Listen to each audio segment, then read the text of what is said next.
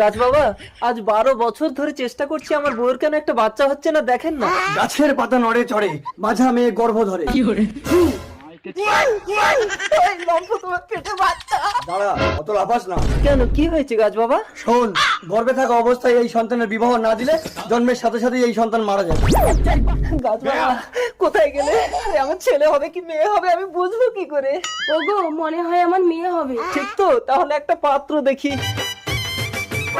হয়তো একটা বর আসছে। এই, তুই কোথায় যাবি বিয়ে করতে? আমি তো শ্বশুর বাড়ি যাবো বিয়ে করতে। না, তোকে যেতে হবে না, চল তুই আমার মেয়েকে বিয়ে করবি। কোথায় আপনার মেয়ে? এই তো আমার বউয়ের পেটে। করছি। ও মঙ্গলম, পেটে মালা বদলাও। খুব ভালো। এবার আমি কি নিয়ে বাড়ি যাবো? বউ না নিয়ে গেলে তো মা আমাকে মারবে।